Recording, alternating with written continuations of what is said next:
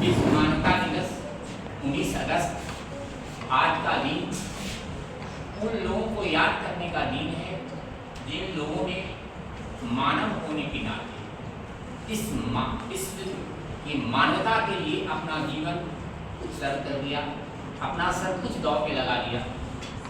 क्योंकि हम सभी जानते हैं, समझते हैं और अनुभव करते हैं कि मनुष्य एक स्वार्थी प्राणी, हम सभी स्वार्थ से प्रेरित होते हैं। लेकिन इस स्वार्थ से भरी दुनिया में बहुत से ऐसे महान आत्माएं आई जिन्होंने दूसरों के लिए अपना जीवन, दूसरों के लिए अपना समय, दूसरों के लिए अपना सब कुछ लगा दिया। उन्हीं की याद में एक विश्व मानवता दिवस मनाने का निर्णय संयुक्त राष्ट्र संघ के द्वारा लिया गया। अब आप प्रश्न करेंगे, सोचेंगे कि 19 अगस्त को क्यों?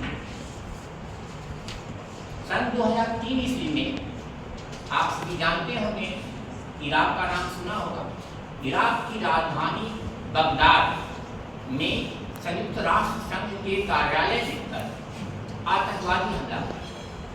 उस आतंकवादी हमले में 22 व्यक्ति शहीद हो गए थे, क्योंकि संयुक्त राष्ट्र संघ का जो कार्यालय था उसका काम था गरीब कमजोर की मदद करना, जहाँ भी युद्ध की परिस्थितियाँ हैं वहाँ लोगों को सहयोग करना।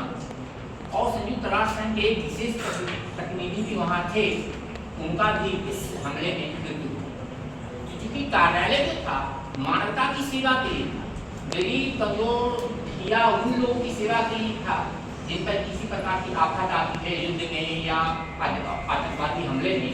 उन लोगों की सेवा करने के लिए, उन लोगों को सहयोग करने के लिए वो कार्यालय था, और वहाँ लोग जो थे वैसे लोग थे, और उन लोगों को आतंकवादी हमले के द्वारा मार दिया। तो ये घटना 2003 में 2008 में संयुक्त राष्ट्र संघ ने एक निर्णय लिया कि 19 अगस्त जिस दिन ये घटना हुई थी उस दिन को पूरी दुनिया विश्व मानवता दिवस के रूप में मनाए, और विश्व मानवता के लिए दुनिया में अन्य मानव के उत्थान के लिए अपना सर्व करने वाले लोगों को याद किया जाए, उनसे प्रेरणा ग्रहण की। तब जाकर के 19 अगस्त 2009 ईस्वी से हम लोग हर साल पूरी दुनिया जो है विश्व मानवता दिवस मनाते हैं।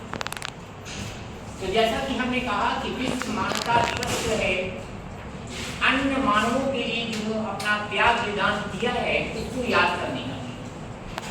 तो सबसे पहले यदि हम भारत में देखें तो भारत में कौन ऐसा व्यक्ति महत्वपूर्ण है जिसने विश्व मानवता के लिए या मानव मात्र के लिए सबसे ज्यादा योगदान दिया है? तो पहला नाम आता है राष्ट्रपिता महात्मा गांधी।